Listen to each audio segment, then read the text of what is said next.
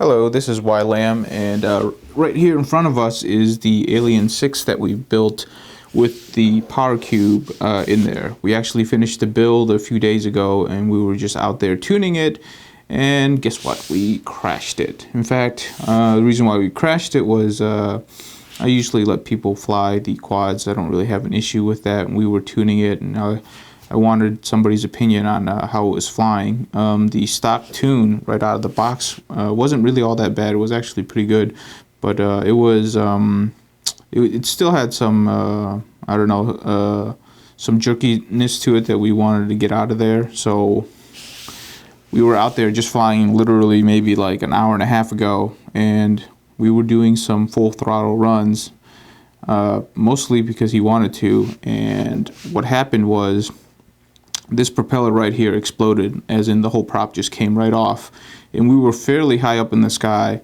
and it, you know, once you lose a propeller, it started spiraling down, and at full throttle it hit actually on the battery first, and we'll give you a picture of that.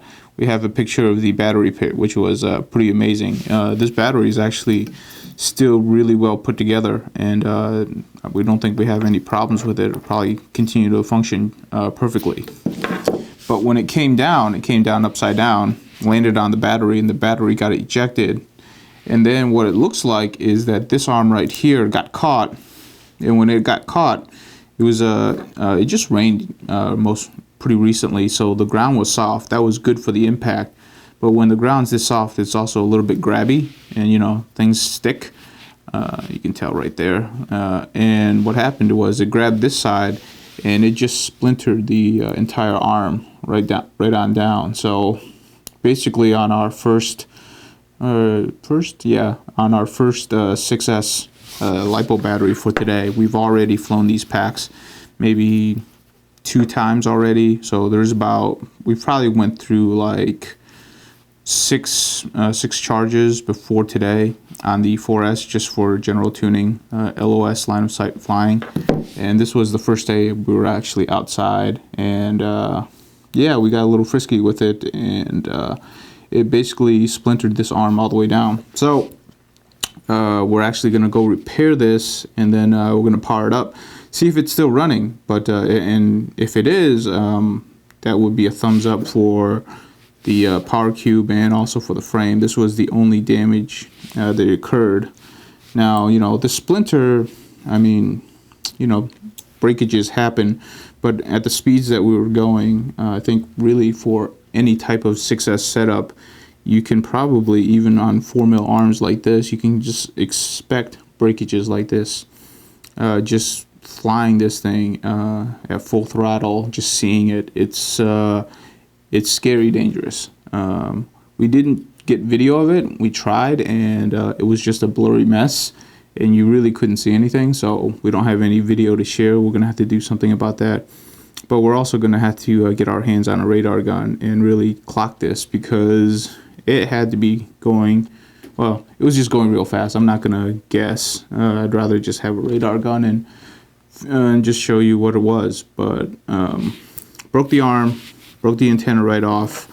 Battery came out the other side undamaged, which was kind of amazing. Good battery, but you know, doing full throttle runs, this battery does get hot. You use every bit of that 70C, so you can probably pop one of these batteries pretty easily. We'll see if the Powercube actually survived once we replace this arm.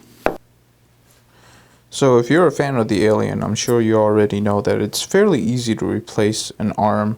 If you were to break one, that's one of the real nice benefits of having an Alien frame.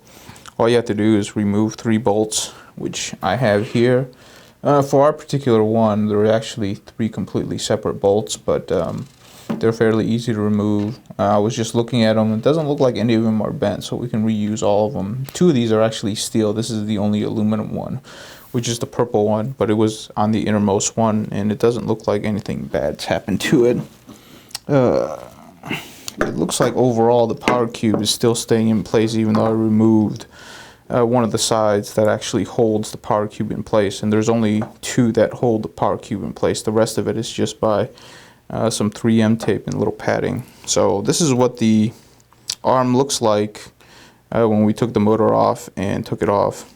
You can tell that when it hit, it fractured right where the slotted holes are for the motor mounts, and that's where it broke. And I mean, this part broke really well. It's barely holding together. I can snap this off pretty easily, and then it just fractured all the way, or splintered all the way down. So when people talk about like laminate carbon fiber, this is kind of what we're talking about, in which it's basically carbon fiber sheets glued together. It's not really true carbon fiber, because true carbon fiber will actually weave up and down. So a strike like this would actually not break at the line. It would actually probably just tear, kind of like what it did up here. So, but still, I mean, I don't think true carbon fiber would have fared much better. We were just we hit the ground just at such speeds and at such forces that it just, whatever part hit, it was going to break. So that's one of the downsides to bigger, faster, more powerful machines, is that even with 4mm arms, you're going to be prone to break more things. So we're going to go ahead and put the rest of this arm on and give it a test, or just a test start, to make sure everything's actually working. So we just got done replacing the arm, and when we sat it down after replacing the feet right here back onto the new arm, we noticed that it's actually not sitting flat anymore. There's actually a little bit of play between these two arms. And if I look at this, it took a little while to actually look at it, but there is actually a little bit of flex on the base plate. But play like that, it doesn't matter. But we did notice that there is now a little bit of play. But we went ahead and replaced the arms. This was the strap up in front, and when we crashed, we actually tore through the strap. This is actually, we actually have two straps layered onto each other to try to reinforce it, because we had to use a smaller strap for the front, because we can't put a strap right over the Powercube. When we actually put this on, if we actually took off this the rubber lipo pad, there's actually all of this reinforcement here, this X, we actually had to Dremel all of it out in order to fit the Powercube in. You can notice that there is no carbon fiber underneath this, so this part of the frame is actually pretty weak, and to take a hit like that and not really damage the top plate of the Alien is actually really good. You'll notice that if you zoom in right here, we actually use O-rings on the front and the back to bow the top plate a little bit, to give the Powercube enough room to clear everything. This was the only way to do it without having to modify the power distribution board. We are actually using the power distribution board. It's actually providing 12-volt power. From the power distribution board on the Powercube, we actually ran the 12-volt power and connected it to the Alien's power distribution boards. That's how we're powering all of the LEDs on this Alien, is we're using the Alien's power distribution board and we're feeding it 12-volt power. So we'll go ahead and plug this in and give it a test run. Make sure everything's still working. This was actually the battery that we crashed with. Good enough right now. We don't really need an antenna. Actually, probably, hold on. Let me get this on first. And then one of the things that we did with this one is that the power distribution board, there's a connector right here that will completely remove power from the red power distribution board, and this one's specifically for the video transmitter, so I'm just gonna unplug that. Since we have no antenna right now plugged in for that, go ahead, got my remote, yeah, remote's on. Looks like everything's registered.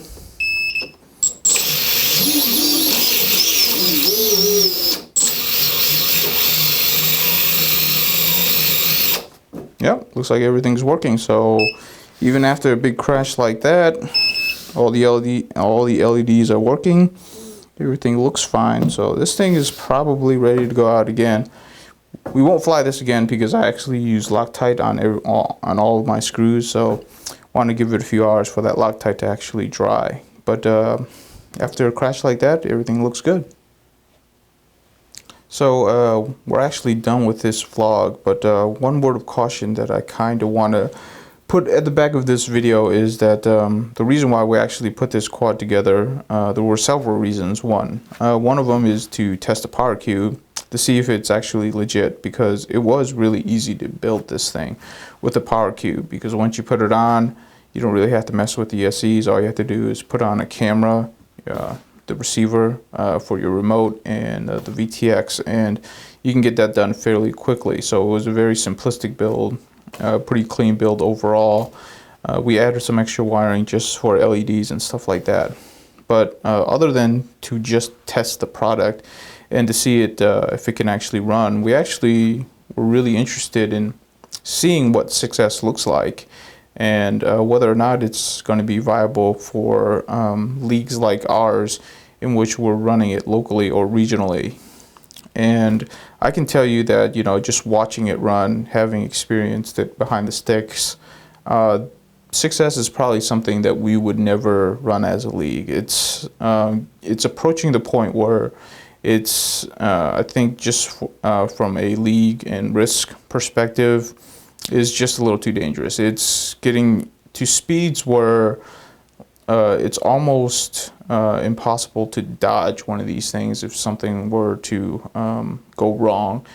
If this thing were, when the prop exploded and when this thing came down, and you know, it actually hit something and had enough force to actually break one of these arms like that, it didn't really look like a hard hit, but it was hard enough hit to where you saw the damage. I mean, at this point, it just becomes probably too dangerous. I can definitely see the pros moving to 6S.